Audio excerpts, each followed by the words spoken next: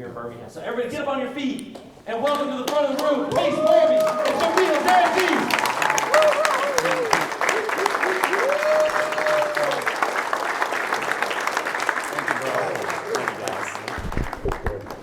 Thank you, brother.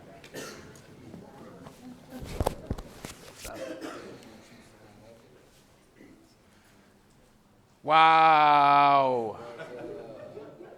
Damn. This is incredible.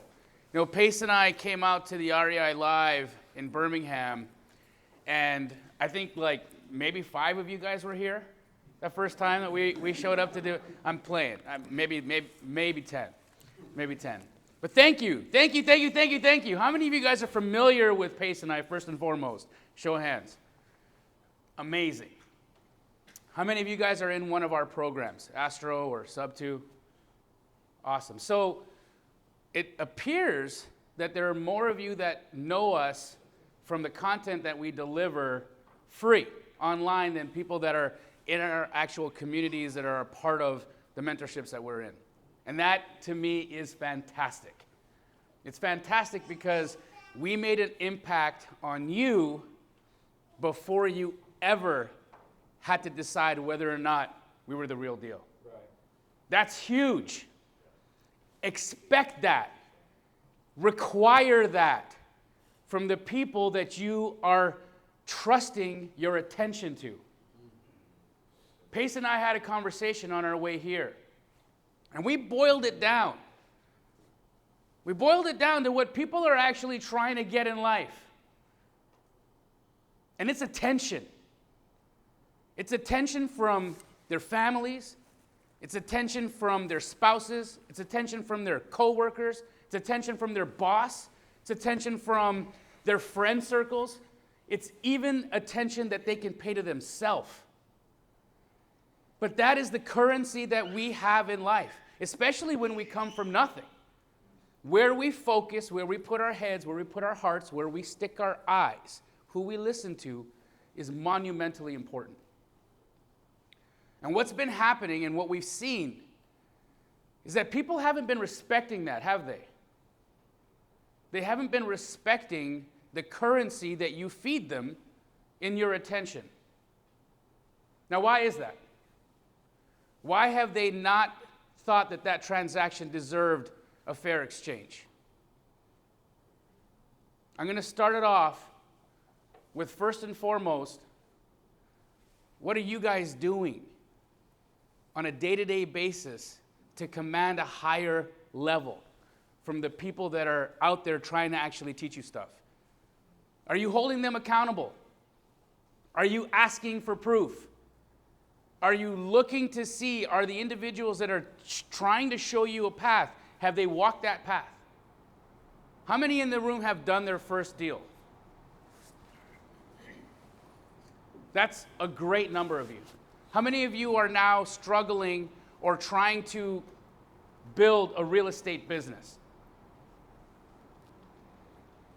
How many of you are working a 9-to-5 job right now and are just like, I'm just starting and I don't know what the hell's happening here? Great. Well, you're in the right room. You're in the right room. It's rooms like this. It's people like Brian Tripp who put together these types of events. These small REIAs, these REIAs that are just grassroots, where people can get in there, trade ideas, trade best practices, trade referrals on who they're learning from. Where are they getting information? Todd, I love the fact that you referenced Wholesale Hotline. Wholesale Hotline was a podcast that Pace, myself, and Brent did just to share our experience and the path that we walk in this business, day to day. Now, for those of you that aren't familiar with the business that I do, you guys might have seen me on an ad, and you might just think, oh, the guy's just a comedian. Maybe he's a wholesaler. Not quite sure what he does. I've seen him blue before. Maybe he's a doctor. I don't know. But I like it. So I'm going to drive out to this REIA in Birmingham and see him. But if you are not familiar with the business that I helped build, Keegley is a wholesale operation. We've franchised to over 90 markets now in the United States. We help people disposition their properties. Now, why did that even become a business model? Because first and foremost, where the educators failed in past was to share with people the fact that a transaction has two parts. The acquisition, that's finding the deal, and the disposition, that's selling the deal. How many of us are very aware of that? Amazing. Now, what we did at Keegley is we found a solution to a problem that many wholesalers were having, in that they were going and locking up deals, and they were having trouble selling that contract. And especially if you're trying to get into wholesale with your just starting in the real estate business, wholesale is a great place to start, because you learn that you don't need a license, you don't need a lot of money, all you need is an understanding and some knowledge and grit. And you can get yourself in a position where you could potentially hold a contract that might be worth tens of thousands of dollars. That's enticing. That is sexy. That is beautiful. The problem that we have is on the other side of that equation, people are failing. And why are they failing? Is because that requires systems, it requires processes, it requires time, it requires a lot more not sexy things to transpire in order for the deal to actually close and get a check. So what I want to talk to you guys today very briefly about are two fundamentals that you need to focus on if you plan to make this a full-time job. Understand how to value property. First and foremost, why you're not selling your deal is because you locked that thing up too high. That's why. That's why. That's probably the first reason why buyers are not wanting to see the value that you're trying to sell, because it doesn't exist. So start by learning the fundamentals of the business. Figure out how to truly understand how much something is worth. Put yourself in situations and conversations and in places where you can practice that skill. Every single week, we do Wholesale Hotline, and every single week, there are people there asking for help and valuing properties. You could squat up with people in the comments of that live stream. 400 or 500 people show up every single week. And you could practice helping other people evaluate their deals. I do a podcast on YouTube every Sunday called Straight Outta Compton, where I donate my time to people who are out there knocking on doors, cold calling people, getting opportunities, but have no idea what they should lock that opportunity up. Show up to those situations. Show up to those live free things. Your capacity to connect with people in the comments, or your capacity to put in the work, to do the practice, is what's going to signal to Source, God, the universe, whatever you want to call it, that you are serious about this business. And let me tell you, if you are not collaborating with something larger than yourself, you will fail. If you are not collaborating with a power greater than yourself in this business, you will fail. You can't do this alone. You can't. None of us can. I didn't do it. He didn't do it alone. The second thing I want to share with you guys is to abandon the map. Abandon the map. What do I mean by that? If you look at what our idea of a treasure map looks like, we see there's this path, and we see that there's destinations, but there is a final destination. We see something we want. We see a lifestyle. We see something in there that is meaningful to us that we're trying to get. And we know that we have to go through a meandering path in order to get to this destination. Now, the problem that we face, and this is all of us, myself included, and I can tell you, Pace will go through this, highest level entrepreneurs that I know on this planet will go through this, is trying to stop themselves from having to understand how. How? How am I going to get to the X? How am I going to get to the treasure? How do I get to the lifestyle? How do I get to the goal? None of us know. Because it's going to be different for every single person in this room. Every one of you will connect with somebody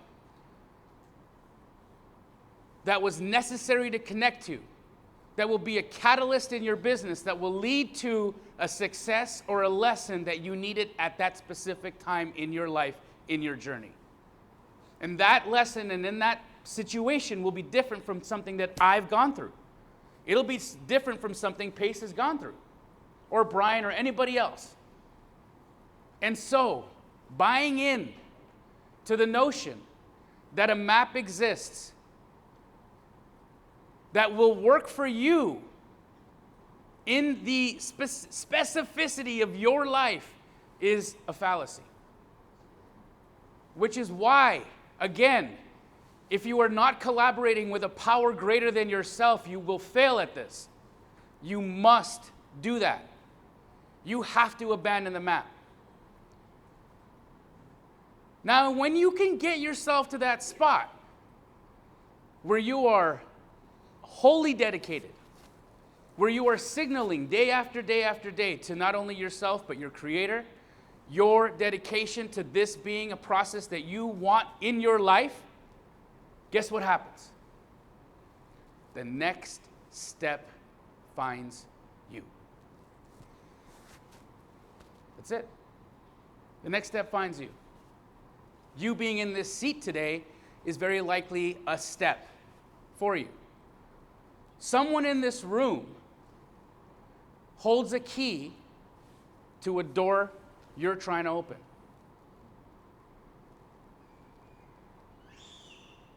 Now, if it was life or death,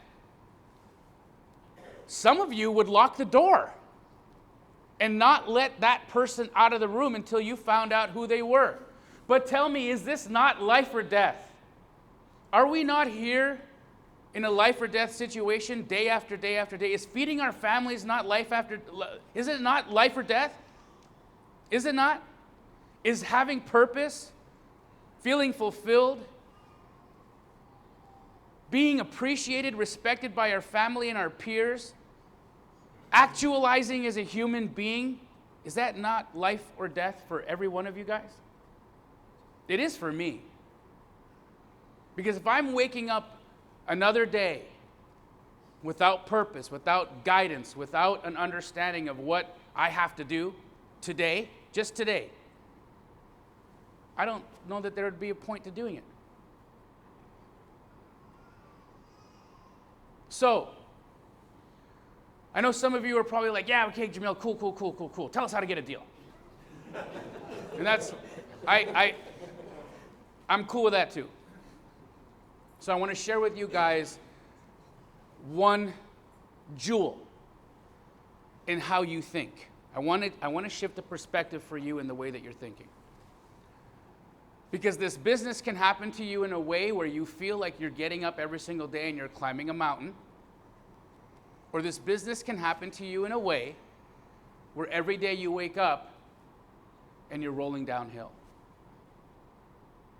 How do you want it? You decide. You decide. One of the key strategies that allowed me to explode my business was learning where I went to feed. Where do I go to feed? Now, when I say where do I go to feed, we're going to look at that in real estate and say that's where I'm going for my leads. Where am I going for my leads? Who am I talking to?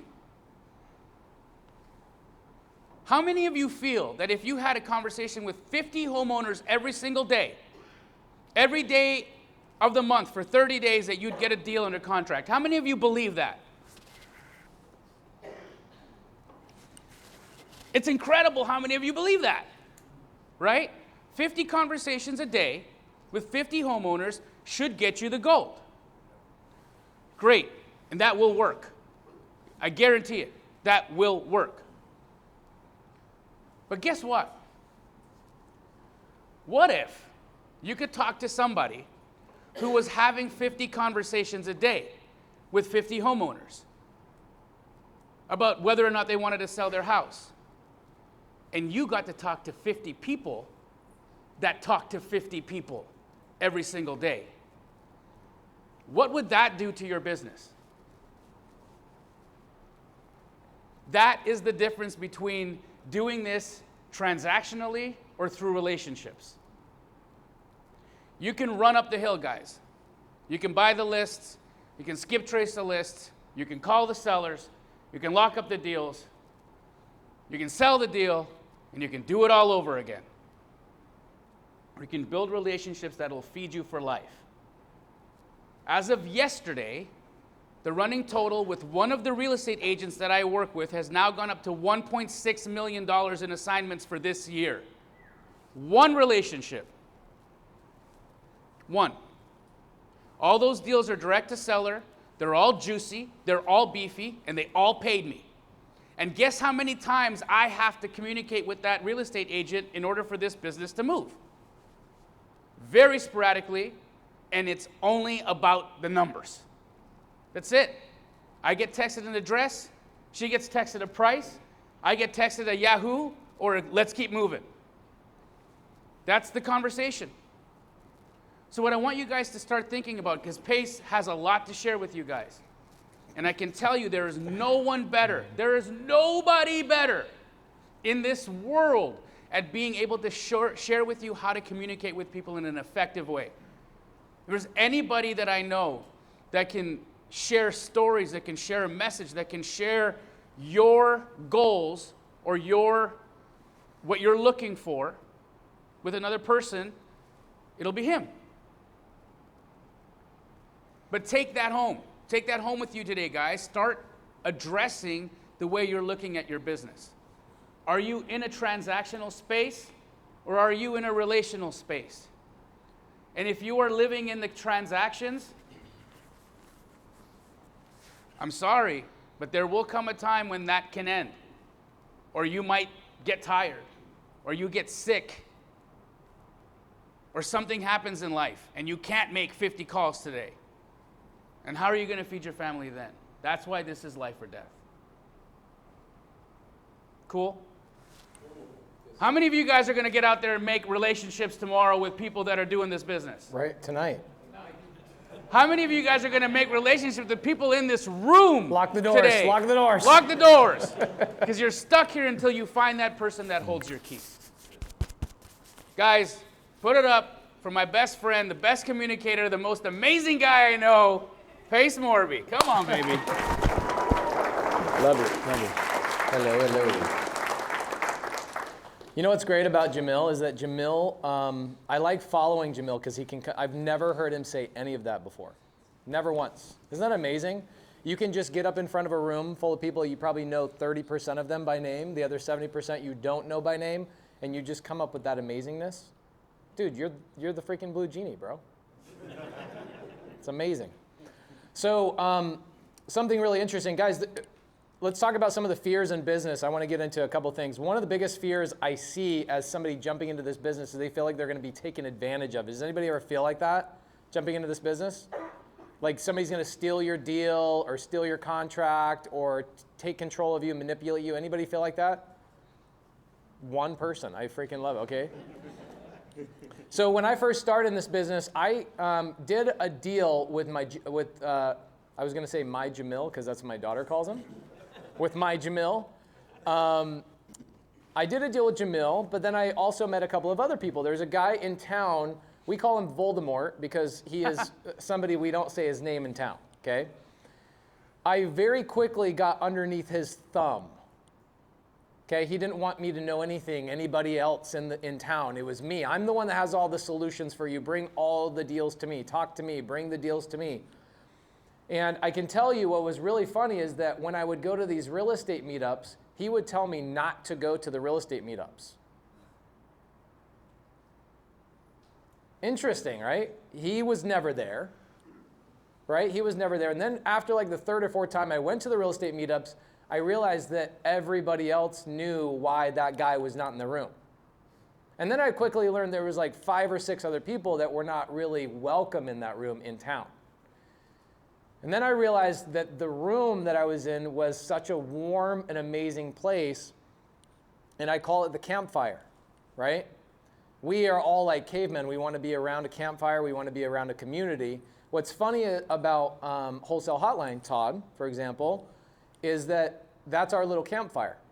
And the knowledge that we give you is like our enticement for you to come to our campfire, because we have as much fun with you being at our campfire as you do being there, right? And the information really is just like a s'more or like a soda that we're enticing you. Hey, come camp with us. Come hang out. Let's have a campfire chat, right? At the end of the day, guys, what you really need less of is you need way less advice. You need way less advice. You need way less of the s'mores. You need way less of the soda. What you need is you need way more campfire, okay? So a couple of things. I have a check that comes to me every single month to the tune of like $14,000, $15,000. I put in maybe 1 minute of work on average per year for that check that comes in every single month. Does anybody have an idea of what that check is from? Give me a guess. Don't be shy. Come on. Speak out loud. Come on. Rental? Real estate? Come on, guys. Speak up. Title company. What? Affiliates? I wish. Has anybody got an affiliate they want me to sign up? Anybody have a guess? It's from a title company that I own. And that title company, which I'm not going to talk about that as a topic, I want you guys to understand I became an owner of a title company and will become an owner of multiple title companies because I was standing in a room just like you are right now. Mm-hmm. And I built a relationship with somebody in that room that owned a title company, and we collaborated, and I ultimately became an owner of that title company. Now, what's funny is Jamil and I are now looking at owning more and more title companies. He's acquiring my contract. I'm leaving my current title company to be bought by Pace's title company. He's being a little bit, he's not telling you all of it. It's a big deal. It's a big deal. It's a big deal. His 15,000 will go to about 50. Yeah, so, but where did that come from? It came from a room like this, okay? So Jamil talked about the map, right? Everybody has a little bit different of a map, but I want you guys to understand the beginning of the map always has to start in a room like this. You have to be in a room like this at least once a month. You have to be meeting people and understanding their story and their trials and their issues and all of that kind of stuff. You guys have all been to like, we live in Arizona, so maybe we're the only ones that do this, but like we have, what do we call them, petroglyphs or hieroglyphics? What do we call them? Petroglyphs. Petroglyphs, yep. Right? The Native Americans yep. paint, okay.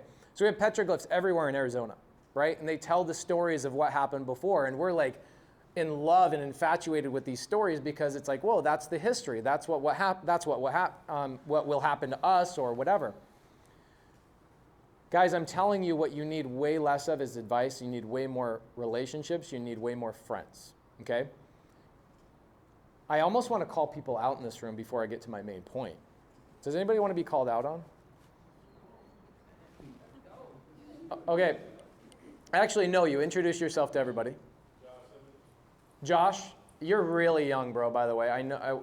Tell everybody how old you are. 28. Okay, he's just barely getting started. Well, Josh, what were you doing right before I met you? You were selling insurance, right? Okay, insurance is a very cutthroat industry. It's a very low collaboration. Everybody's trying to fight over the same exact person that's going to sign up for insurance, right? Correct. Is there any room like this where you can come in and hang out with each other in insurance? Do you guys feel like you're in the right industry where people collaborate and hang out with each other? So can you name 10 people in here by their first name? Yeah. Okay. That's pretty amazing. Have you been coming to this event? Yes. Okay. There you go. Are you talking about 10 people in this room or like that participate? In this room right now? No. Okay. Besides Brian Tripp and some of the other people that have spoken here, can anybody in this room name 10 people? You can? Tell me why that is. Because I come every month. Amazing. You come every month. And how's the experience been?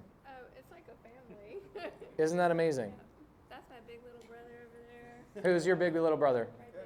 Hey, Kevin. Kevin, are you her big little brother? My big little brother. I love it. So guys, I'm telling you, community is where everything starts. Okay, and Jamil talked about this. This is really funny. So I had done sub-2 deals. I had done all the things, but the first deal that I ended up selling on seller finance, it was a deal I bought from you. At a meetup like this. At a meetup like this. I walk up to Jamil. This is before him and I were collaborating with each other. We were friends and friendly, but I walked up to him in a meetup, and this is my line. Every time I go to somebody in a meetup, I go, "Hi, my name is Pace. what can I buy from you? So I literally, in the back of the room, just like all the people in the back, I walk up to Jamil, I go, hey, what can I buy from you? And Virginia. he goes, yo, yeah, it was Virginia. Great memory, bro. Starts with a 5, too. Yeah, 5525 West Virginia. There you go. Amazing. I didn't know that you would remember that. I know you remember the story, but not the address. That's pretty cool. So 552 West Virginia, you go, yeah, I got one of these sub-2 deals. I go, great, I'll take it. And I ended up selling it on seller finance. It was amazing, amazing how powerful these rooms are. And what Jamil and I felt like is that we were like, we need to get out. We need to hang out. We saw Brian Tripp doing it. We saw all these other people doing it. We need to get out. And people were so blown away that all we wanted to do is get out and meet people. Guys, all we're trying to do is build the campfire bigger. That's all we want to do. We want more friends. We want more people to do deals with. This is a really interesting email I got today. I know that for some people, it won't seem very motivating. But today I bought $2 million of real estate with no money out of my pocket. And I get these types of deals. I get these types of deals sent to me because I've been part of these campfires. Okay? And I told Jamil, he was laying down meditating. I didn't know he wasn't listening. But right before we came down here in the hotel room, I go, bro, I could literally buy $2 million of real estate every single day from my phone. And it has all come from rooms like this. 100% it's come from rooms like this. Okay? So I want to give you guys that little knowledge, is that when you're in these rooms, you shouldn't just be coming to listen to the speaker. The speakers typically are not the reason you should be here. The speaker should speak as quick as possible. They should shut up, and they should give you guys the opportunity to mingle, get to know each other. You guys should all know 10 people in here at least. Okay? Who's brand new that never has ever come to a meetup? You've never been to a real estate meetup at all. Okay, so guys, can I have you give him one piece of advice? What would you advise he do? Like, he's going to be maybe a little bit embarrassed, right? Maybe not want, or you're not the type to get embarrassed? I chose the wrong person. Give him some advice. What would you suggest to somebody that's brand new to a meetup like this? Don't be afraid to talk to anybody in here. But what do I say? What do you say? Yeah, what should I say to somebody I don't know? Hey, I'm new and I need Right? I'm new and I need help. Can you say that? Like to multiple people you've never met before? Okay, cool. The first time I did that, two of the people in this room sat down with me for 2 hours. Who? Are they in here? Rob Drum and Josh Anderson. I know Rob's probably here. Yeah. Rob, stand up, brother. Are you kidding me? And Rob sold me my first house. Rob sold her first house? How freaking amazing is that? It was your first time here. You said, I need help. Tallest guy I've met today, by the way. Sells you a quadplex. No, before first he sat down with me for 2 hours and just explained everything. But that's probably the only two people that's ever helped you in this room. Oh, no, Brian Tripp, No way Brian Tripp has ever helped anybody. Pat Nelson. Pat Nelson, stand up. Pat Nelson! Guys, give it up for Pat Nelson, please. What did Pat do for you? Pat calls me all the time. Lisa, you cannot connect a copper wire and a Pat's got your back. Pat's got my back. He's going through your social media, making sure you're not like committing code violations. Pat, what? 2 years ago. Does everybody feel like they should have a Pat? Call Pat the Godfather. Pat the Godfather. I can tell. Look at his eyes. Oh my gosh, man alive. So what I want to point out is the stories can go on and on and on. And I know everybody wants to make money, and money's cool and all that kind of stuff. Money's cool, but it's not the end-all be-all, right? What we want more than anything is we want to connect with people. And Jamil and I want to connect. People are still baffled by the fact that we don't charge when we come to these things. There's influence. You guys know there's influencers that get paid like 30 grand to do this kind of stuff? We get asked all the time, hey, will you come speak here? Will you come speak here? We have a TV show. And we have people that ask us to go spend 2 hours somewhere and pay us $20,000. And we would rather be here for free because we know this is where change is really made, is in these, look at that, like how freaking amazing is that? Everybody in this room changed my life. Guys, give it up for that. Come on. That's so amazing. That's so amazing. So collaboration is really, really important, and being able to be vulnerable too. Like, congratulations to you because you are vulnerable and you are willing to take, because a lot of people, here's what happens. A lot of people won't take that 2 hours. Right? And they'll feel stupid, and they'll feel a certain way. And then a lot of people would say, I can't give you 2 hours tonight. And also a lot of people go, what's in it for me? I have all this knowledge, what's in it for me? I'm going to give you 2 hours. You had zero expectation of that conversation, and you gave her 2 hours. Bro, that 2 hours is a domino effect that she's now changing other people's lives. Have you ever helped anybody in this room? Yes. Okay, oh my gosh.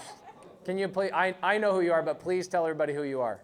Hello everybody, my name is Brittany Thompson, straight from Birmingham. Booyah! She was my first investor in my first flip that Rob actually sold for us, that the Denmarks actually told us it's going to be a good one. Guys, are we in the right room? Yes. Say that louder for me. Are we in the right room? Yeah, baby. Amazing. Okay. I want to tell you guys a really quick story that I'm like really passionate about this story because it just happened to me. And it's like, it's on my mind. It taught me some lessons. I'm done, by the way. That's my point I wanted to make. And thank you so much. I saw a tear come down here. This is the stuff that this is why we did Wholesale Hotline. This is why on Sunday nights, who's ever watched Sunday service of mine? Okay, I've been doing that for 2 years, 7 p.m. on Sunday evening. How challenging of a time slot do you think that is for us to deliver that content? For 2 years, every Sunday night, my wife is like, my husband's going to take time away from the family, and he's going to go downstairs and he's going to give free content to people. And we see people doing deals in the comments all the time, and my students are helping out. Wholesale Hotline, I mean, dude, it's amazing how fun this is when you see people's lives truly change, right? For us, I call it a helper's high. I get a helper's high. I've never drank, I've never smoked, but I imagine it's like something like that. A helper's high, right? So, real quick story. So, anybody heard the fourth quarter story? One person. Perfect. Do you think you could recite the story? It's too brand new. Okay, cool. So, the other night, my son is on a basketball team. He's 14 years old. His name is Asher. And Asher's team is undefeated. And I leave, I go over to the game, I get into like maybe halfway into the first quarter, I show up a little bit late, you know how it is, you're always trying to balance everything. Show up late, they're already 10 points down, 10-0. And they're playing, I turn to my wife, who's in the stands, and I go, hey, what's going on? She's like, they're playing the other team that's undefeated. This like is basically the pre-championship game, before it goes to the championship. I'm like, oh, damn, okay, cool. So by right before the second half, the score is 20 points to 0. 20 points to 0. Oh my gosh, 20 points to 0. So on Asher's team, a little miracle happens right before the second half. They get the other team fouls him, and it's this aggressive little kid. It's aggressive little kid. Oh my gosh. So aggressive that when there's a call made against my son's team, I'm sorry, but I'm going to reenact it. This is what he was doing, though. Every time there was a call against my son's team, this is what this kid would do. Yes! But he would do it so close to my son's teammates' faces. I mean, there's a 13-year-old kid, right? 14-year-old kid. So out of I swear the ref, out of he feels bad for my son's team, calls this foul that wasn't really a foul, and my son's team scores one free throw right before the halftime. Okay? So it's 20-1.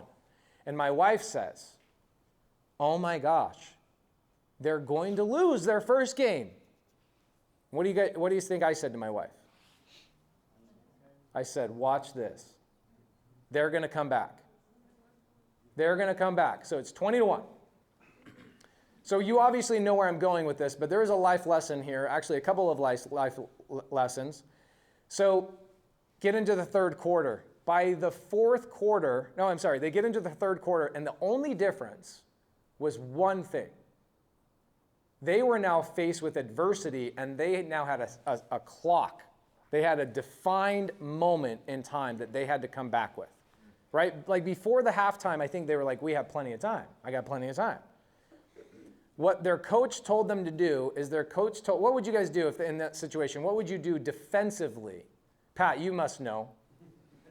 Godfather Pat, what would you do? What would you do if your children, if your team was down, defensively, would you do something different? What would you do? I knew Pat had the answer. The answer is full court press. Who does not know what a full court press is?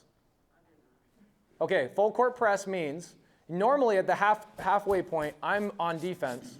The offense comes down to their side to shoot a hoop, right? And I then pick them up about halfway. Okay? Full court press means I'm walking all the way down to where they get the ball. And I am guarding them from the second that ball gets thrown in on the opposite side. And the point of that, Pat, what's the point of that?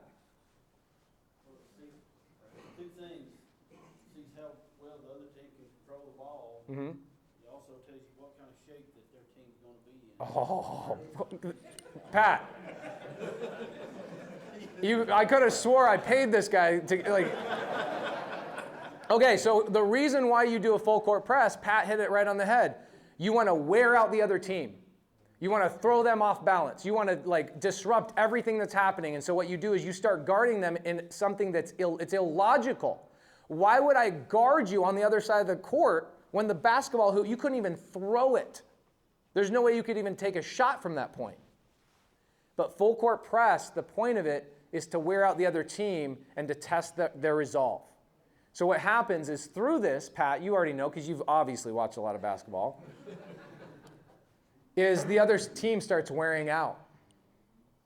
But the one thing that did not wear out was what?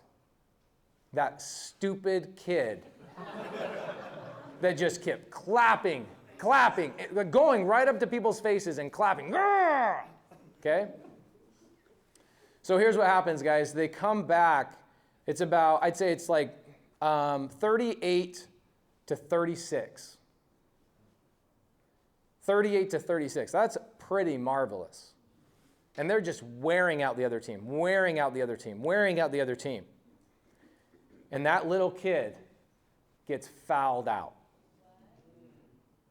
Oh, what sweet revenge. This kid, oh my gosh, he went, literally, this is what happens, okay? And I think the refs just got sick of it, okay? He's doing his thing, right? Oh my gosh, yes! 10 seconds later, he gets fouled out. He runs over to hit the wall over here, and he starts punching the wall, just punching the wall, punching the wall. And I never thought I could get so excited about that. I was just like, oh my gosh, yes! But I'm sitting here like this. Yeah, I knew this was going to happen, and it was going to happen. So what ended up happening is my son's team, they had a kid on the team that hadn't had much playtime. And their coach throws him out there. He ends up getting fouled. I'm telling you, you guys, who's seen Hoosiers, the movie? Right? How does that kid throw free throws? Underhand.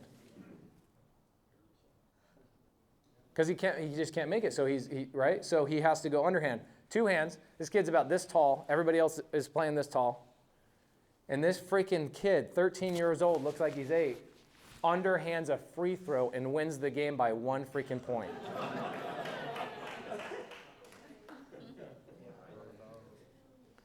So my question to you guys is, are you guys currently playing full court press in your lives? Are you playing full court press? You've got 2 more months, not even 2 more months in the year. Are you guys winding down? Are you getting ready to take a break?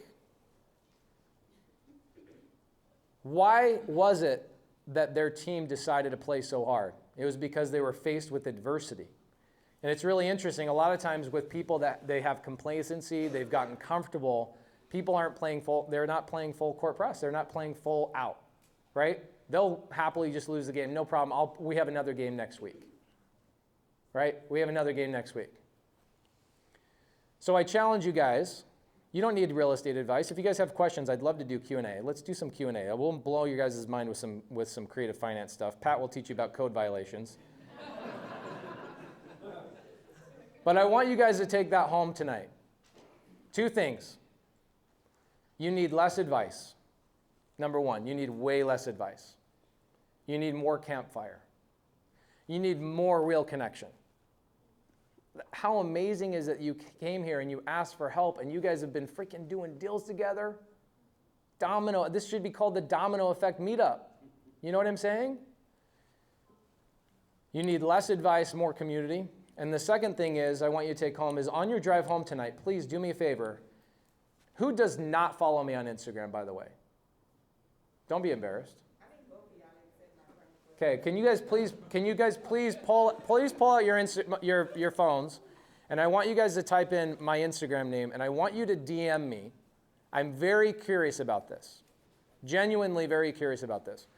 I want to know, what would it take? I'm curious because we go and talk to a lot of people, and we genuinely, can you tell that we care?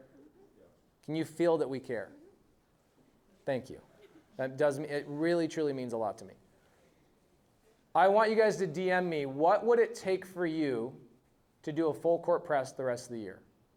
What is it you're not working on? What is the thing that you need to be working on? Okay? And then what I want you to do is I want you to follow up that DM, and I want you to tell me one person you met here tonight. You're going to meet somebody new here, right? Even though you know half the room. You met him already? What's your name? I'm Keith. Keith. Oh my gosh, you got those fancy eyes. What's that called again? Heterochromia. Cola bubble. Okay, it's different than what I thought it was. Yeah. My So little kid, my kids say cat eye. Daddy, you got I freaking love it. I have a friend that has the same thing. It's amazing. So what's your name? Keith. Keith, what do you need in your business right now? More deals. You need more deals, meaning are you a fix and flipper? Are you a cash buyer? What are you doing? Got rentals. You got rentals. You have money? Some. Okay. Do you have resources to get more money? I do. You have lenders? I do. Okay. So everybody in this room needs a cash buyer, right? If you guys find a deal, where do you buy deals? I mean, I like the historical area in the Highland Park. Amazing. I would never buy in any historic area. This is what's great about collaboration. Jamil and I do very different types of deals. Somebody sent me a deal today in Phoenix. I go, that's not a deal for me. That's a deal for Jamil. Okay, so guys, there's no competition in this room. Somebody's going to want historic houses that are older, you're talking about literally in the historic districts, right? I don't buy those deals in Phoenix anymore because they just require way more hand-holding than I want, but that's something that you probably enjoy, right? Okay, do you guys see why we meet people? Do you see guys why we have a quick conversation? So what I want you guys to do is DM me on Instagram, and I'm gonna tell you guys an interesting thing. People wonder why other people are successful. Not even half of this room will DM me on Instagram.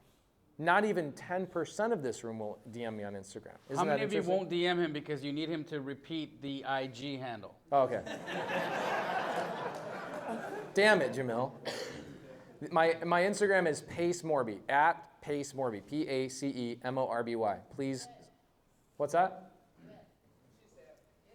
Do what? Oh, yes, thank you. So go to Instagram, please DM me. I want to know one person you met, and what I want to know is what do they need in their business. That's your homework. That's your homework. The only homework that you have tonight is meet one person, DM me their name. I don't need their information. Just say, hey, I met Tim. Tim's a cash buyer. He needs more deals. Can you guys do that homework for me, please? I'm looking at you. You can do that. I'll pick on you. Okay, please. All right. Jamil Damji. Pace, First and foremost, how incredible was that? Let's give it up for Pace.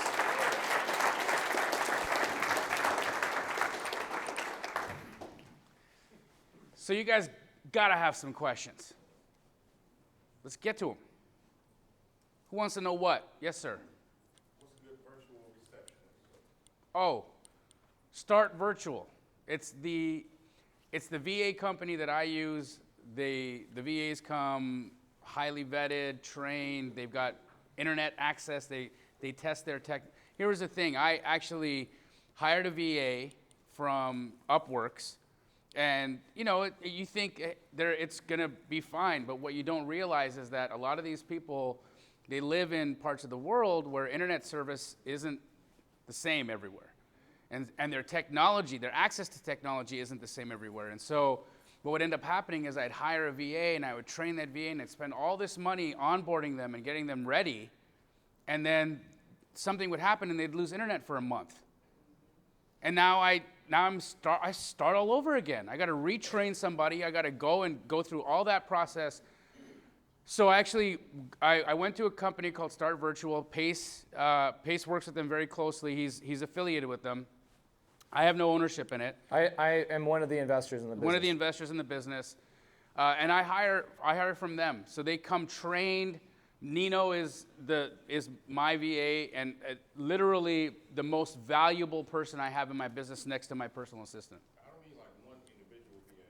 Like You want to hire a team.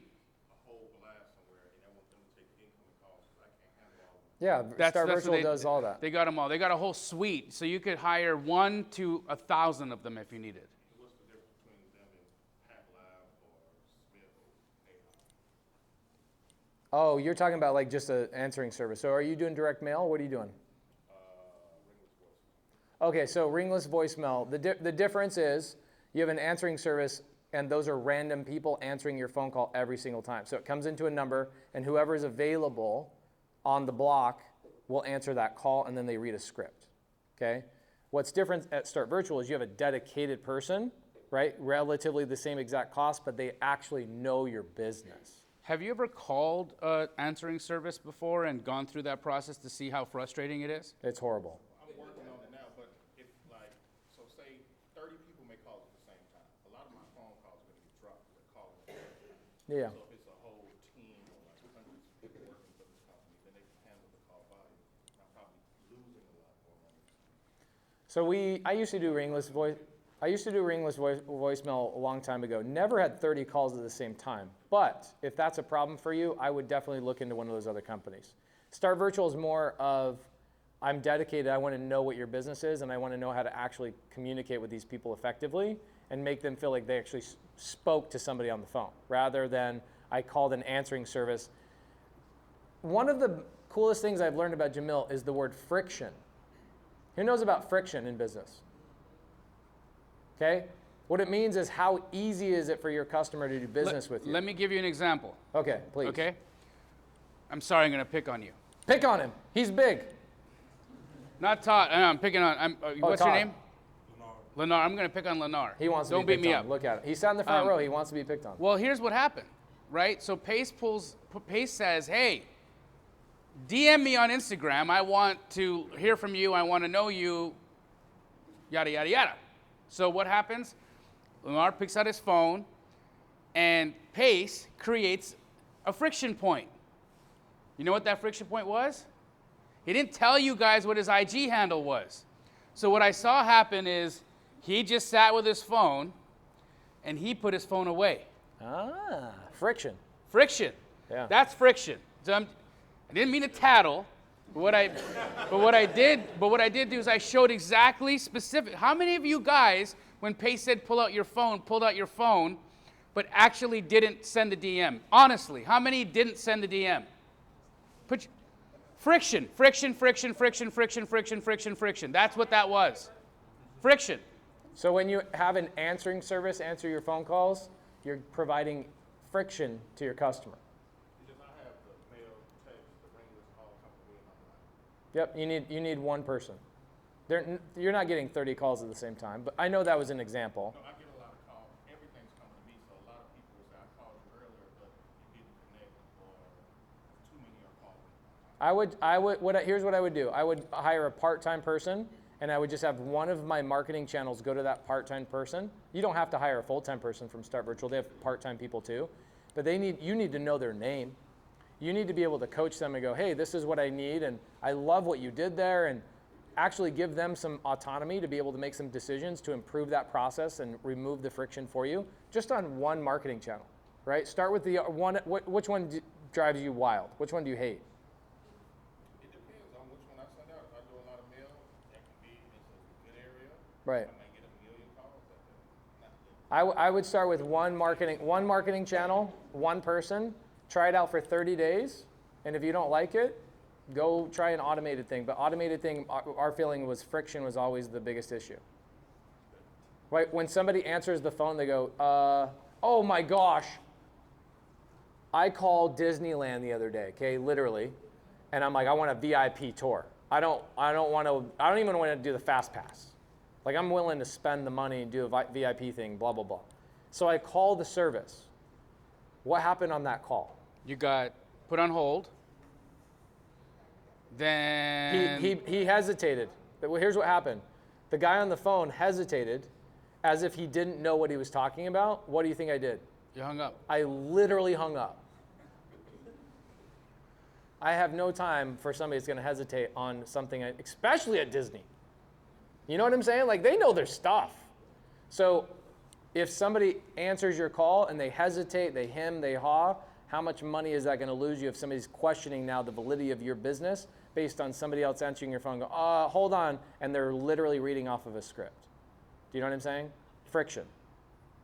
I thought they just read off the list and send it to the CRM and then No, they should have a conversation. They should be pleasant. They should be polite. They should understand what you're doing in your business. So if they go, I don't even know why I got a call, there's people that they'll call a ringless voicemail answering service and they didn't listen to the message. They're just calling you back.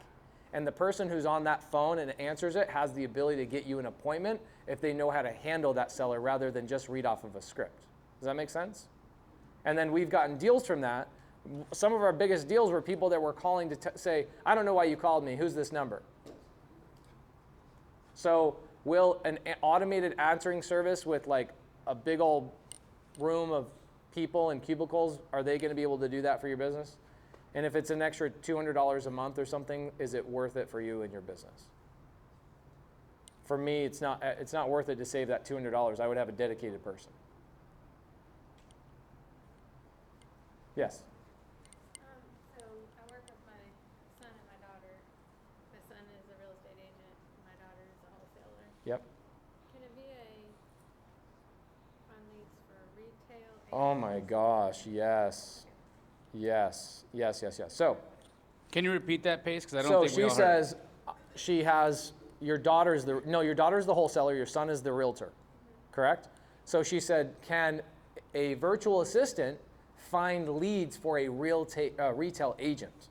Of course. Yes. Yes. So Start Virtual, for example, there's other companies. There's another company called Rocket Station and some other ones that I have no affiliation with whatsoever, and they're good companies. But like Start Virtual, for example, they do insurance salespeople. They dedicated, right? There's people that only do the insurance stuff.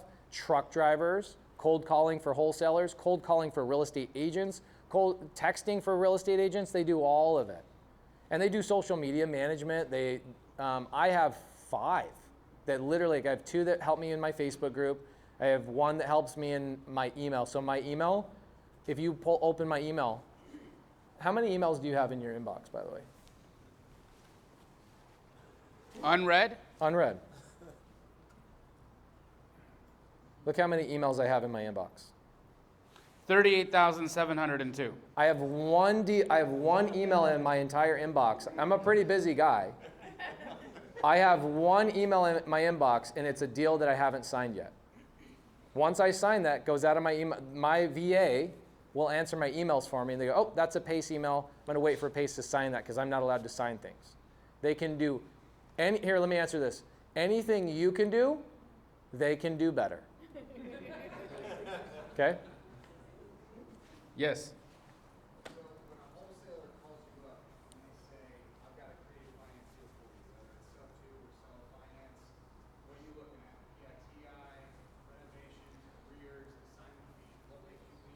So for me, and this is, you're asking this question for yourself, but I'm going to answer it for me, and then maybe we can unwrap that for a second. The first thing that happens to me, because I get probably 20 to 30 people a day that are like, I have a deal. What's my first question? What market? I don't want to buy in Birmingham, Alabama. I love Birmingham, Alabama. In fact, when I come here, I text people that live here. I'm like, oh my gosh, I love your city. I just don't invest here, right? Because I can't do everything. I can't be stretched thin. I have 4 places I love. Go ahead. Okay, so that's my first question. What market? And if it's not a market that I buy in, guess what I do? I then go, here's my student in that market. And I push it to my student. I have no expectation. I don't want to get paid on it at all. Okay, if they say it's in Atlanta, it's in Florida, it's in now North Carolina. I own 3 properties in Fayetteville, North Carolina, and I'm expanding there. Or Arizona or Vegas. If it's in any of those markets, I say, great, do you have it under contract? The answer typically is no, because every wholesaler says I have a deal. Guys, let me be very clear. You don't have a deal, you have a suspect. Okay? A suspect is somebody that has a house that's run down and you think because they have no equity that, hey, I got a sub-2 deal. Okay, great, what'd the seller say? Oh, I haven't talked to the seller yet. Okay, well then it's not a deal, it's a suspect. Once you talk to that person, it becomes a lead, and once you contract that lead, it then becomes a contract. It's not a deal until it's sold. If we could all normalize that conversation, it would change a lot of stuff. So people say, I have a deal. Turns out a lot of times they have never even spoken to the seller, which is a good thing for me, because then what I'll say is I now have way more power. Because has anybody ever seen me on the phone with a seller? Can you say that I'm pretty decent at it? So it's one of my superpowers. So if they have never spoken to the seller, I now put myself in a unique situation where I go, let me talk to your seller, because now I know they won't screw it up, and guess who controls the contract? Because at that point now the wholesaler is going to get paid a referral fee, not an assignment fee. Now I'm not trying to abuse that person, I'm going to teach them a lot of stuff, but I prefer to be in that situation because there's a lot of things you could screw up if you don't know anything about creative finance. So if they have it under contract, then yes, now I'm going to say, what's the payment and what's my highest and best use of that property? Okay, I have a deal right now I'm buying in Atlanta, $0 down to the seller, 0% interest, $300,000 purchase. But I don't care. It's worth $250. It's worth $250, and I'm paying it for $300. Okay, I'm paying an assignment fee, which they're asking $8,000, and I'm paying that $8,000 happily. They don't see that it's going to cash flow, because they're looking at it from a rental standpoint, and I'm looking at it from what? Airbnb. So I take that income, and oh my gosh, this thing will cash flow all day long. So yes, once I have it under contract, I always ask, what's the payment? And then I go on, and I text my team, I go, what's the highest and best use for this property? I compare those two together, and I go, that's where the deal is made. Pace, what are you going to cash flow on that Airbnb? I just want to, you went over that real quick, but I just want people to understand how powerful that is. So $8,000 is what you're out of pocket. I'll be out of pocket 20 grand. 20,000 in total. $20,000 in total, which will come from a private lender. Yep. Right, so $20,000 in total. $8,000 assignment, closing costs, a little bit of cleanup, and some furniture. Got it. What are you going to cash flow a month as an Airbnb? I will make a 100% cash-on-cash return on that property, because I'll put 20 grand into it, and at the end of the year, actually I'll make more than 100%. At the end of the year, I'll have $25,000 or so in net profit by the end of the year on that one property. So if we about $2,000 a month. So if we did that math, about $2,000 a month, right? You essentially can pay that private lender off. Yep. At the end of the first year. Yeah. And now you have infinite money. Yeah, it's an infinite return for me. Yeah, it's a free house for me. I just wanted to hang that there for the people that didn't see what was actually said, right? In 1 year, he pays down that $20,000, and then forever, he makes $25,000 a year until he decides he wants. And that $50,000 disparity, because I comped the deal for him today when we were together, and I'm like, it's a $250 house. He's like, great, I'm buying it for $300. Interesting, huh? Right? Yeah. So powerful. Because here's the thing you have to understand too. It's a 0% seller finance, right? So I'm not paying any interest on $300,000. So what would you rather have, a $250,000 house with 3% interest or a $300,000 house with 0% interest? So who's really overpaying? Right? So people are like, oh, you're overpaying. Okay, that's why you suck and I don't.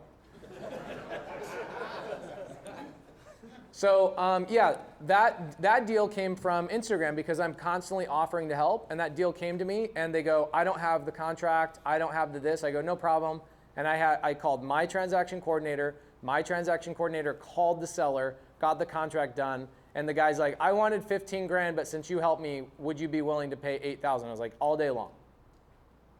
I didn't beat him up on price. I'll never beat anybody else up on price. If it works for me, I want them to make what they want to make. Now, don't tell him, he's not in the room. I would have paid him $20,000 on that deal, but he asked for 8. Right? Now, for a lot of people, creative finance in that regard seems unreachable, unattainable, because they look at that and they go, well, I don't have $20,000, and nor do I have a private lender, and nor do I have the construction crew to do all that. Does anybody think that when they listen to that deal? Okay, but couldn't you have gotten that deal and just assigned it to me for an extra $12,000 on top of his $8,000? I just said I'd pay $20,000. Creative finance works the exact same way as cash deals. You can make assignment fees on full retail. Wholesale hotline, great story. Great story. I don't know if you know the story. Maybe you do because we've told it. We have Brent Daniels has a student, and his students are taught how to talk to people, right? Cold call. Get over your fear and cold call, do it, right? So his student calls a mobile home park in Yuma, and the seller says, I want $600,000. What do you think Zillow says the property's worth? $600,000, because that's what sellers want. They look at Zillow and they go, that's what I want. So the TTP student goes, dude, this guy has a lot of pain. He has to sell by the end of the year. He's got a such and such going on. He has to sell the house or the property by the end of the year. It's a 35-unit mobile home park, okay? 35-unit mobile home park. That's pretty cool. So my student, who's learned how to go to wholesalers and say, hey, whatever dead leads you have, whatever doesn't work for you, TTP student, we actually say TTP. Brent says it's talk to people. I say it's take to pace. So his student and my student actually meet up in the wholesale hotline comments, and he's like, I need help on a deal in Yuma. And my student gets on there and goes, hey, Pace, is this something you would buy? And I go, yeah, I'll buy that deal. It's 0 down to the seller, 0% interest. I paid them $30,000 as an assignment fee, and that one property nets me in my pocket. I go buy sushi and lingerie with that money. You know what I'm saying? $8,500. Yeah. $8,500 a month from that one property that I paid full retail for. But because the seller sold it to me on seller finance, I didn't have to give them any money up front. He's giving me 0% interest. The coolest thing about that Atlanta deal is not the cash flow.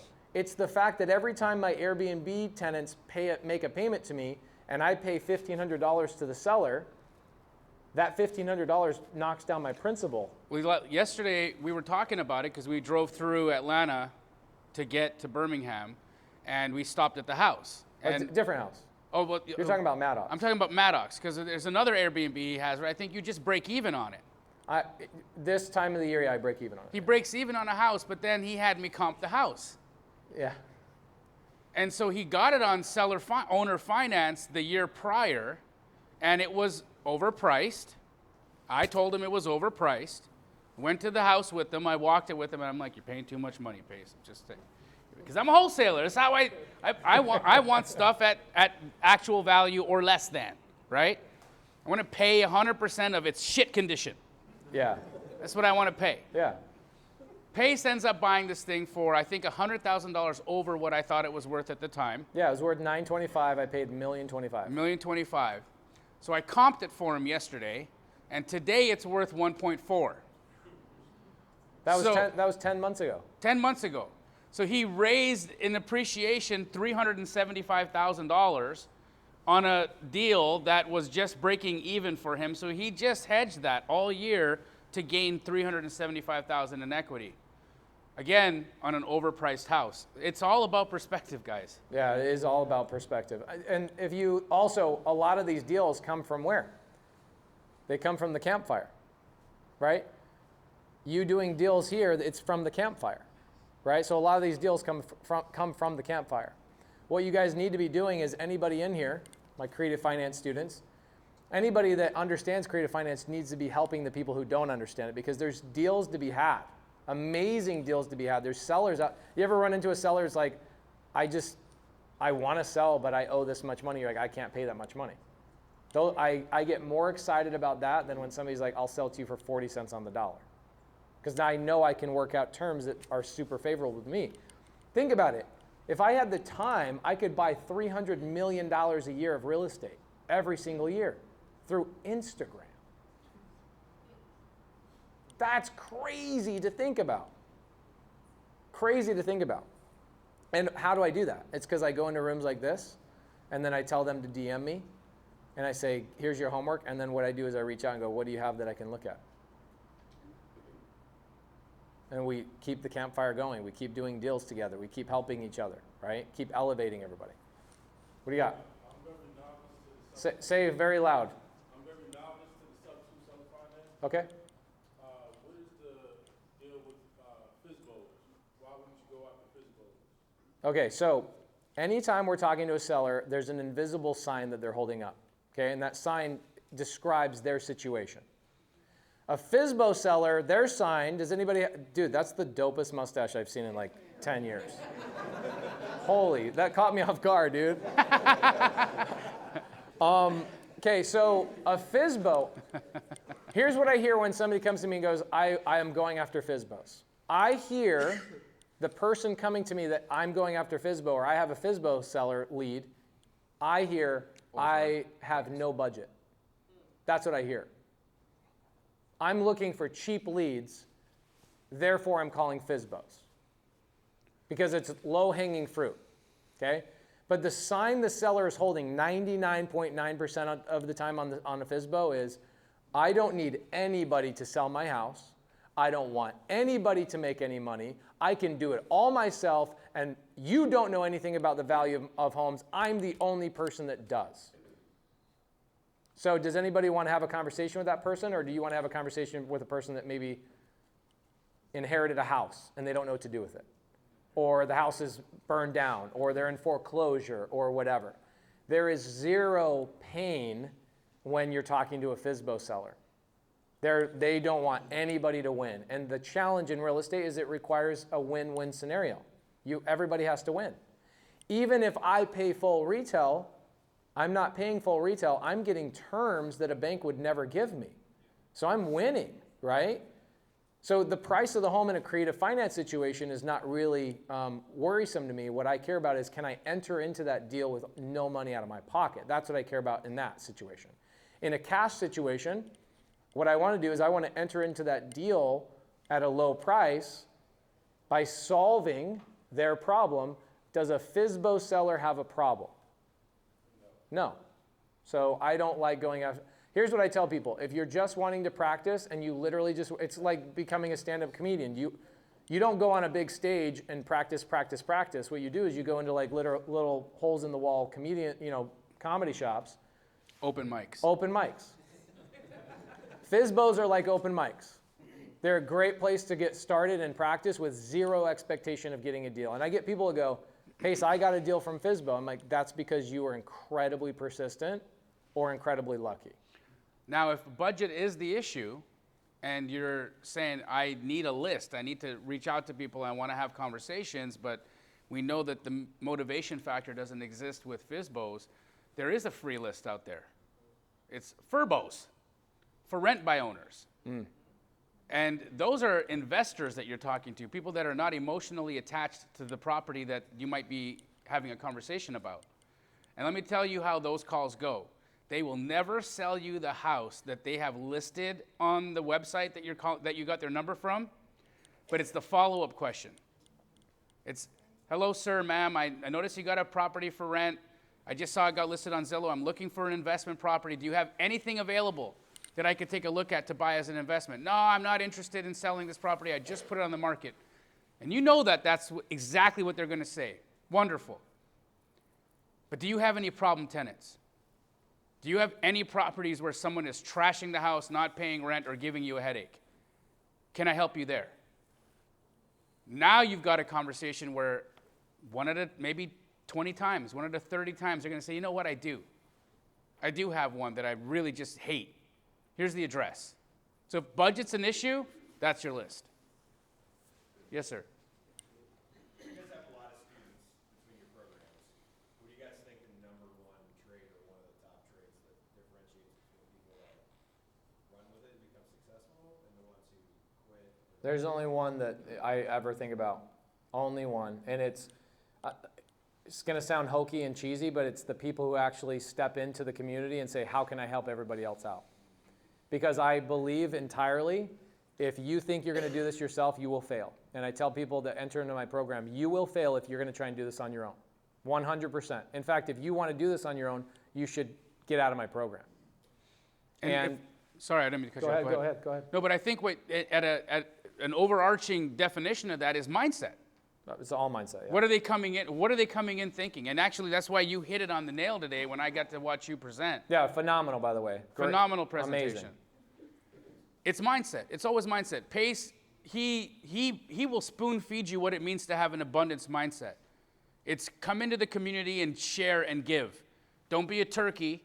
Get into the community and give to people. Offer people. If you don't have anything to give your time, give your sweat, give that.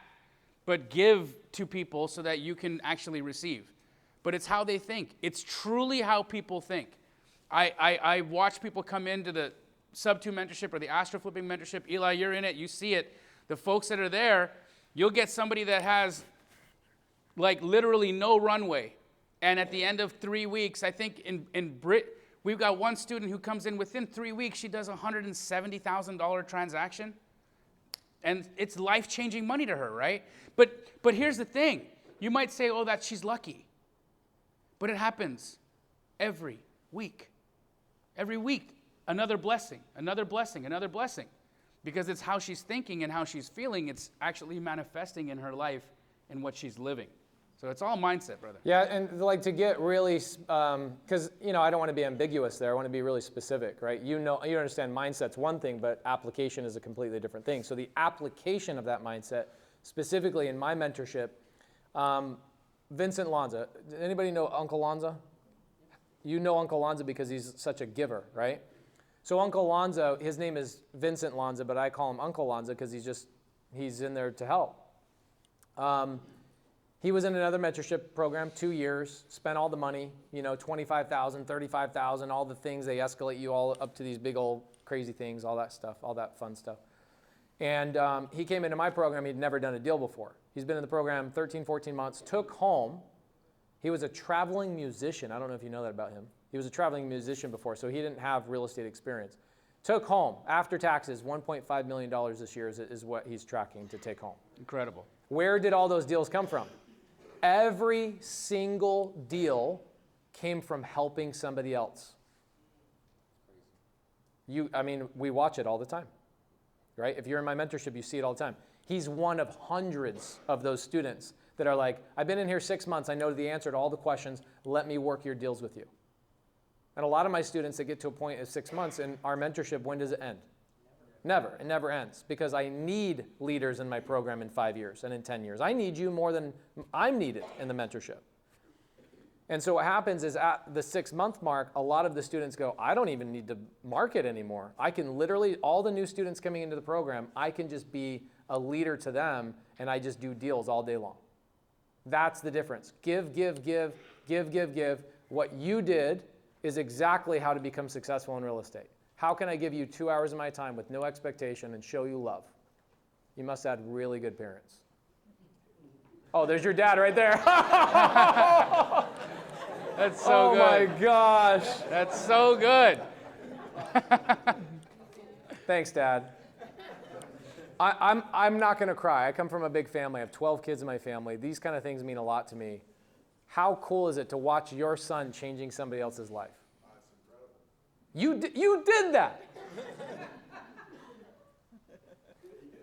I know, but there's things you did early on. There's things you did early on to teach him the right stuff. Bro, oh my gosh, domino effect to domino effect to domino effect to domino effect. How cool is that? Are you in the right place? Any other questions? Guys, I could talk creative finance all night long. Yeah, literally, and I do it, yeah. Go ahead. So talk about your house in Atlanta. Yeah. Figured out how to do all of this. You got the Airbnb going with it. Once you get that Airbnb, how do you do that from long distance? Who's running this for you? Who's taking care of all the nightmares that go with the Airbnb? A management company. They take 15% of my gross. Okay, so when I calculate that property in peak season brings it about $25,000 a month. In slow season brings it about 17. It's an 8-bed, 5-bath house in Ansley Park. It's an unbelievable location. Seller finance, right? You would never think that seller would ever sell when you're brand new in real estate. Everybody's like, does everybody ever wonder, like, why would a seller finance a house to you? Why wouldn't they just want all the cash? You ever think that? I'm getting a little teeny head nod over here. Is it a big head nod? Yeah, why? The answer, there's always a different answer, but there's always a great story. With Jillian, Jillian's husband's, their business during COVID took a hit. They had a child care. You guys imagine what happened during child care. And they were like, we need $100,000, like now. And so they were trying to sell their property, but they were trying to sell it for way too much money. So there comes in a wholesaler saying, I'll lock it up under contract. The wholesaler gets her under contract, can't do anything with it. She's going back and forth, desperately needing the cash. And then I come in and I go, Jillian, I'll buy it from you at whatever number you want, but you got to seller finance it to me. And she's like, done. Can you give me some money down? So I gave her money down. Okay, so that purchase was $1,025,000. I gave her $100,000 down. Anybody scared of that number? That's a deal I very rarely talk about because people that are new in the business, it will actually deflate them and they won't want to take action. Usually I talk a lot about the 0 down, 0% interest deals because people are like, I can do that deal. But this deal was $100,000 to the seller. I paid $10,000 to the wholesaler who brought it to me. Closing costs were about $5,000. And then I put about $25,000 into furnishing the property. I had a private lender bring that money to me, so I make a monthly payment to them on top of my payment to Jillian. After all is said and done, that property averages every month net in my pocket about $7,000. But it's managed by a guy named Noah Hoffman who manages all of my properties nationwide. He flies in, he buys the furniture, he gets the property set up, he gets the lock boxes going, puts it on the website. I don't even have if people text me, hey, can I stay at your property in Phoenix? I don't reach out to Noah, I don't know anything. Well, I'm 100% hands off on all my Airbnbs. 100%. Noah, who knows Noah Hoffman? You guys know Noah Hoffman. He'll do nationwide Airbnbs. And I'll give you his contact information. He'll underwrite a deal for you. He was a student of mine. He'd never done a creative finance deal, came into my program. He was already managing Airbnbs. And he came into my program, and he's now become the guy that I just text people, go, if you want him to underwrite an Airbnb and tell you what it's going to do, how it's going to perform, he will go to the extent of, don't give the seller that much of a down payment. Do this, do that. Here's how much your furniture is going to be. Here's the whole pro forma before you buy the property. I'll give you all his contact information. And that's how I do it. I taught him how to do it. Now I leverage his time and I amplify his business. Noah Hoffman's business went from 40 Airbnbs he was managing a year and a half ago, and now he's managing close to 100 because I've amplified his business and given him all my Airbnb business. And now he'll live, breathe, and die for my company, right? So a lot of companies will charge like 20% management. He was charging me 10%, but he asked me to bump up to 15%. He just needed some additional help and resources, and so I went up to 15%. But does that answer your question? It does. I think the whole thing is just brilliant that you can go in and give the seller what they want, basically. Right. You get the terms, so it's a win-win. I mean, It's a great. it's insane. The headache end of it, of the Airbnb, and obviously you resolve that as well. Yeah, so like even on my traditional rentals, we do a lot of traditional rentals as well. I don't deal with any of them. I don't know any of my tenants' names. I don't deal with any of that kind of stuff. We outsource that to somebody else. That's a great question, by the way. I could talk about that for hours. I have a question for Jamil in this, as a lot of people have been starting work from home, as people said, like having various strategies to find buyers more in online space, or how's that changed for you Great question. So the pandemic actually didn't change where we found buyers. We were always actually finding buyers through online resources and cherry picking the right people based off of our research, right? So what are some of those places? First and foremost, your tax records, guys, are going to be where you're going to find cash transactions. You're going to find cash buyers by scraping tax records. That is a first and foremost place to go. Second place to find... After your meetup. You go to your meetup, Yes. and then go to tax records. Correct. The next place to go is looking at properties in and around your potential subject. So let's just say you're talking to a homeowner and they're talking to you about selling a deal, and you think things make sense, but you want to make sure that you get this locked in. You might even have a seller that says, I want non-refundable earnest money on this deal. I want you to put up hard earnest. How are you going to get a buyer locked in? Well, if you look at flips that have happened around that property, you can actually find out who the person that owned that property was before it was flipped. And now you can actually get a hold of that cash buyer that did the renovation and see if they want another project where they just scored and made money. Right? People like to go back to places that they've ate at before. You go back to where you've been fed. Chick-fil-A, baby. Right? Always. Another place I'd look is the MLS. Every single day, new properties get listed on the MLS. Now, say you need a buyer today for a deal that you have right now. You're running low on inspection time, and you've got to get something going. How do you time it? How do you game the timing? You go to the MLS today, and you see what new flips were listed today. Why does that matter? And how can you tell? You can tell it's a flip because you're going to look at the staging, you're going to look at the quality of the renovation, you're going to see the closets in the bedrooms have no clothes in it. All right? That's the telltale sign that you're dealing with a flip. You're going to do two things. You're going to write down the name of that real estate agent, you're going to take down that realtor's phone number, and then you're going to skip trace the owner of that property as well. You're going to make a contact with the agent. Why is that important? Because that agent represents flippers. Real estate agents who work in that space will work with other people in that space. Remember, we go back to where we've been fed once, right? So that's not only will that agent have a buyer for you, but he might have 10. So you make a relationship with that agent, then you go make a relationship with that cash buyer. You do that over and over and over again, and within 2-3 months, you've got a formidable buyers list. Is everyone going to do that? Yeah. Awesome. Another real quick thing, a lot of people might not be ready to raise capital quite yet. There's a phaseology of this. In the very beginning, you're like, I just want to do a wholesale deal, right? Tax records are amazing for raising private capital as well. So when you guys are pulling up tax records, which are all public, by the way, you can see who's lending to other people. Like if you guys go to any of my properties, the property in Atlanta, 75 Maddox, look it up in Atlanta.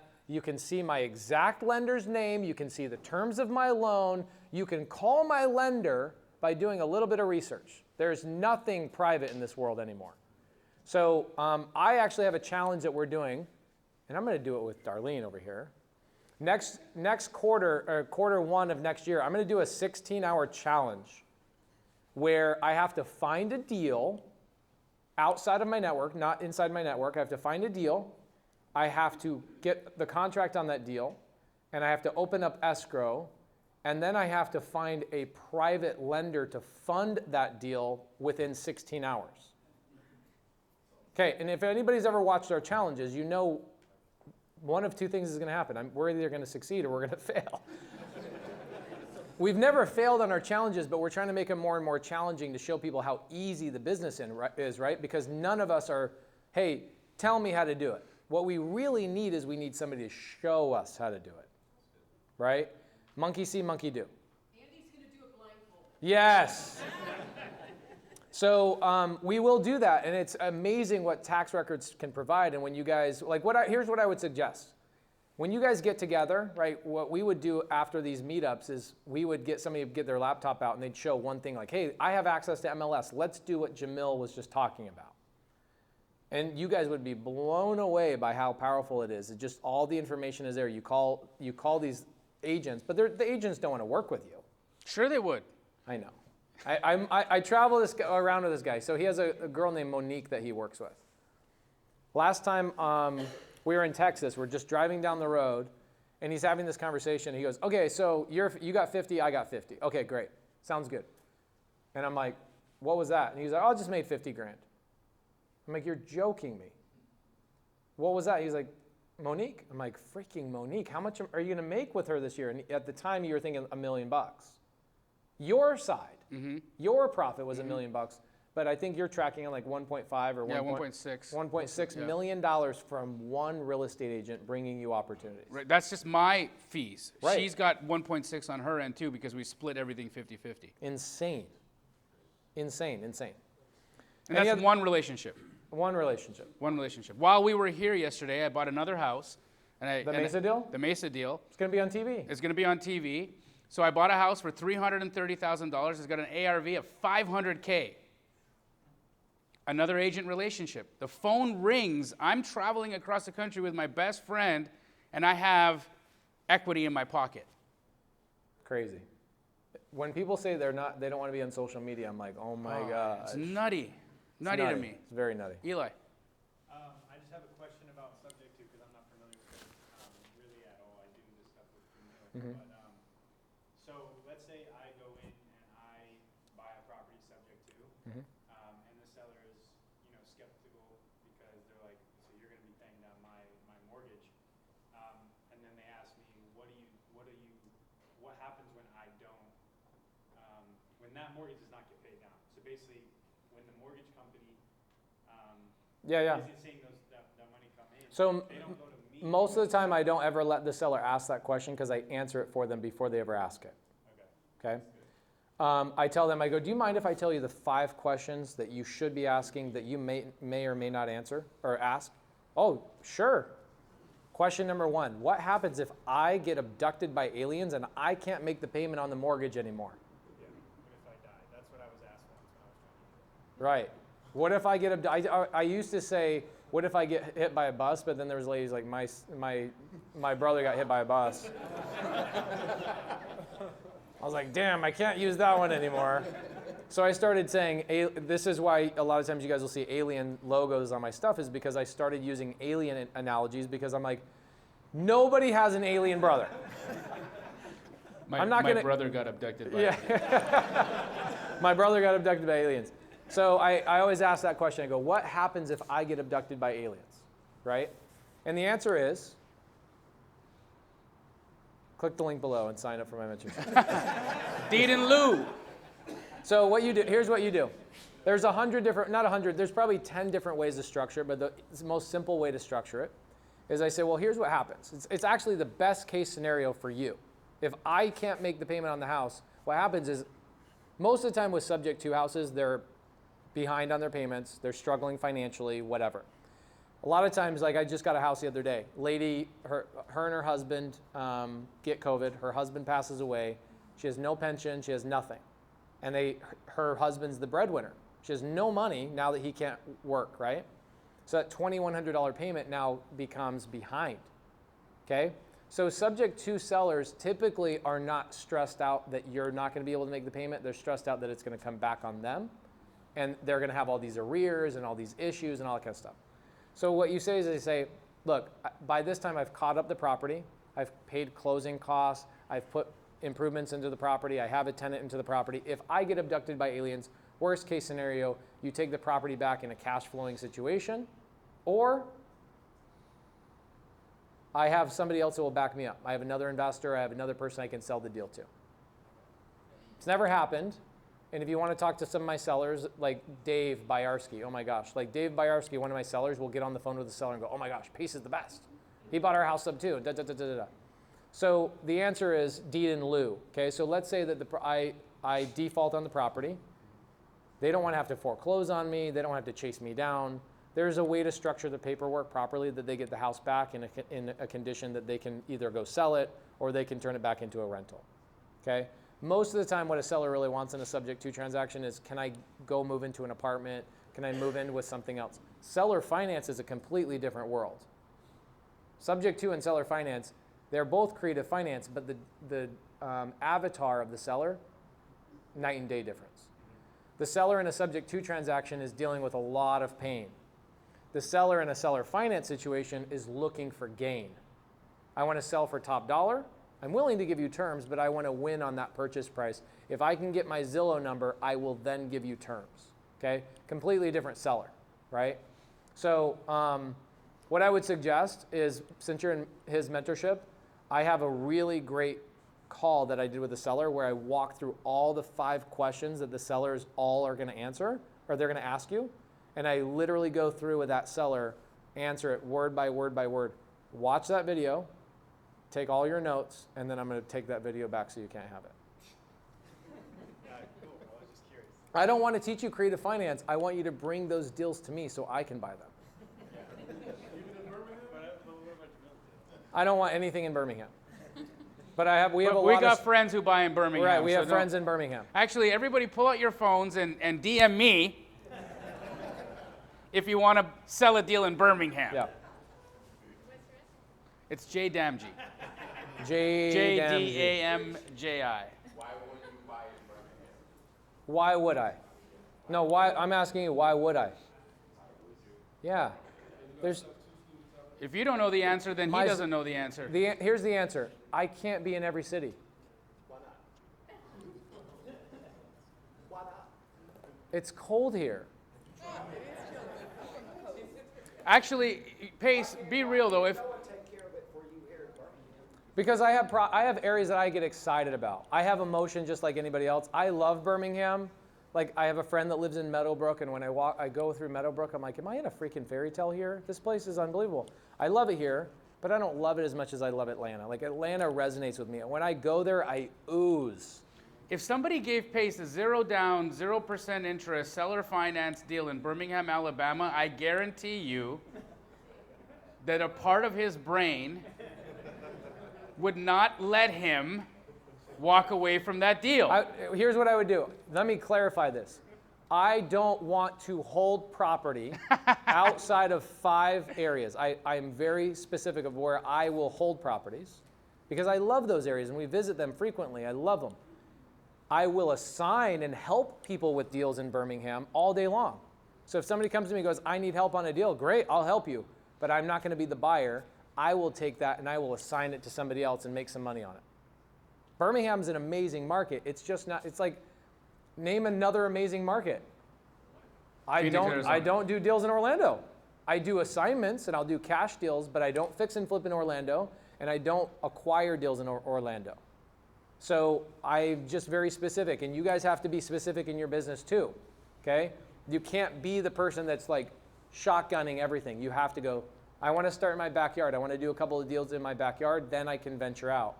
Then you start realizing like there's just areas that we travel a lot to. Like we're always traveling. Atlanta, Dallas, Vegas, and a couple of other places are areas we frequent all the time. And it's nice to be able to stop by your properties. Like yesterday, we stopped by a couple of my properties and just go, I own that, and I own that. Any area that I'm not going to frequently, it just doesn't get me excited. That's it. And I'll do the deals. I've done deals in Birmingham. I just don't hold property in Birmingham. But again, guys, if you need a buyer, not just in Birmingham, we're in 90 markets across the United States. Jamil's a great person. So if you guys are doing deals virtually and you need a cash buyer in any market in the US, hit me up. Our franchises can assist you. They can buy, they do the flips, they could, whatever it is that we can assist, they can even help you with understanding value. Use them as a resource. They're free. Yes. J-D-A-M-J-I. Friction. F-R-I, just kidding. J. Damji. Yes. How do you determine your markets? Places that I love. That's me. That's me personally. Remember, he said at the very beginning, everybody's roadmap is different. What happens a lot of times is I made the mistake if I would see some guy I really respected and was an influencer, I'm like, I want your roadmap. And then I would follow their roadmap and go, oh my gosh, I don't like this. I just found what I enjoy and what I like, right? I'm happy with everything in my life. All my investments I'm happy with. I'm happy with the cities that I go to and travel to. I'm happy with that. How do I determine my market? First and foremost, if I'm brand new, I'm telling you there are so many stinking deals in your backyard. Do not go virtual until you do a deal or two in your backyard. Just stop. People just, what they're doing is they're looking for a grassier knoll on the other side. And I'm telling you, there are so many deals in Birmingham, it's overwhelming. It's overwhelming. We had this, has anybody ever read a book called The Challenge? Okay, don't read it. I'll tell you the story. Okay, Robert Allen, very quickly, and we'll wrap up. Because half the crowd is like, I love this. The other crowd is like, I'm getting tired. That's how it usually is. Okay, amazing author and a great influencer, guy named Robert G. Allen. Okay, write that down. He's written some really, really good books. He wrote a book in the 80s called Nothing Down. Nothing Down. Anybody read that book? I did. Okay, cool. Here's the problem with Nothing Down. It's old school and outdated. Okay, but the story is pretty awesome of what happened behind that book, and I'm going to tell you guys something and lead into my final thought, and then I'll let Jamil wrap up. Robert Allen writes this book called Nothing Down, and the book is all about creative finance. I can go buy houses in any market, and within 72 hours, I can get my first deal with no money out of my pocket, and I can have a valuable piece of real estate without any resources whatsoever. So he writes this book. It gets a lot of critical acclaim. And guess what happens? The LA Times challenges him on this. Google it. Robert G. Allen, LA Times. They challenge him. They call his publicist and they go, there's no way this butthead can do a deal in any market, and we challenge him. And we want to see him do it. So what they did is they said, we're going to take a reporter and Robert Allen, and we're going to take him to a random market that we don't tell him about, and we're going to give him $100. We're going to give him $100 to go do a deal. So that's what happens. Robert goes, I accept the challenge. This is a real true story, by the way. I accept the challenge. He flies to LA, goes to LA Times. LA Times takes him to the airport with the reporter. They go hand in hand, and the reporter goes, okay, we're going to downtown San Francisco. And they go down there, you get down to downtown San Francisco, and the reporter gives him $100. What's the first thing that Robert Allen does with $100? Anybody know this story? He buys a hot dog. He buys a hot dog. He gets the change, because at this time there used to be payphones, and he starts calling realtors in the yellow pages. Hi, my name is Robert Allen. I'm brand new to this market. I'm looking for a piece of real estate that I can buy with nothing down. Literally just right out of the gate. There's no games to play. Let's freaking do some real estate, right? So he starts running out of money. He goes, holy crap. Okay, I need to go to get a hotel room. I need to find somewhere to sleep, and the hotel has a free phone. So he goes to the phone, starts dialing on the phone in the hotel room. The reporter's sitting there laying down, because obviously they didn't have TikTok back then. And the reporter's just hanging out like, whatever, this guy's going to fail, this guy's going to fail. So 9:30 at night, Robert Allen gets a call back on that phone, and it's a real estate agent. She goes, hey, I just got your message. I've got a seller that's willing to do seller finance, nothing down, and you guys can pay my commissions like over time as you guys make cash flow. And Robert's like, okay, great, I'll see you tomorrow morning. Turns out they had 2 houses to sell. And the reporter the next morning is like, there's no way this is not staged. So through an hour of interrogation, finds out that no, this really happens frequently, all the time. And when you're in the game, I don't know if John Jackson's not in here, but he walked out. When you're in this game of real estate for a year, you start realizing seller finance is everywhere. You guys know Grant Cardone? He buys a lot of his apartment buildings on seller finance. Okay? You can buy anything on seller finance. So Robert Allen buys these 2 houses within 18 hours of landing in San Francisco for nothing down. Seller pays the closing costs, and the agent was willing to forego their commissions over a couple of months. Okay, so Robert Allen could get them cash flowing and all that kind of stuff. So the agent, what does the reporter say? The reporter says, let's go. Let's go home. You freaking did it. You freaking did it, dude. Oh my gosh, you did it. And Robert says, what? I have 54 more hours to go. And he goes and buys 5 more properties in 54 hours. And then they blast it on, Google it right now. LA Times, Robert G. Allen. It says, LA Times challenges Robert G. Allen, and he wins. Next thing you know, Robert Allen is all over the country, Japan, China, talking about zero down. Here's the part I wanted to tell you. Robert Allen goes, you know what? All these people are now criticizing him. Not criticizing him now at this point that it's possible. What do you think they're now criticizing him on? Well, you're Robert Allen. Of course you can do it. Right? There's always going to be that little kid clapping in your face. That little kid's going to be clapping in your face. So here's what happens. He writes a book called The Challenge. And this has inspired us to do a lot of the challenges that we do. He writes a book called The Challenge. I have one of the original copies. He signed it for me. I've become friends with Robert Allen at this point. He's now, he was a hero of mine. Now he's a friend of mine, which is a big blessing. He writes a book called The Challenge where he goes to St. Louis to the unemployment line and he pulls out 5 random people. This is a true story. Pulls out 5 random people from the unemployment line. This is back when the unemployment line had a line. Now it's just all digital.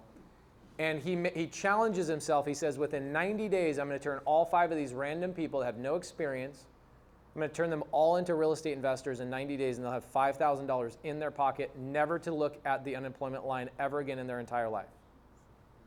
Writes a book on it, documents it, and that's how I learned about creative finance. And so what I do all the time is we are constantly doing challenges and showing people how it's done rather than telling people how it's done. We want to show you, show you, show you, show you. So I'm telling you, the only way you will be successful in real estate is by people showing you how to do real estate. And how do you do that? You come here and you network, and you meet one of these tall, handsome men back here that are willing to give you 2 hours. Was that not the most helpful thing ever?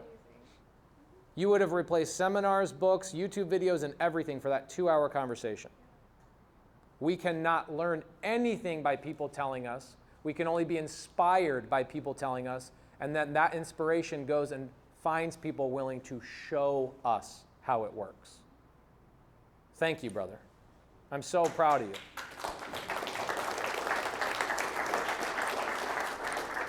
Brian, where are the beautiful people that are owners of this REIA?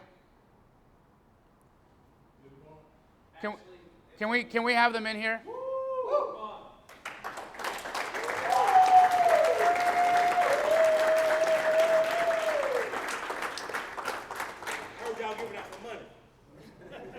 Well, we gave it all away. Shake our hand. Shake my hand. Nice to meet you. Nice to meet you. Proud of you guys for running this. Thank you guys. It's amazing. Guys, can we get a round of applause for what they're doing? Come on in.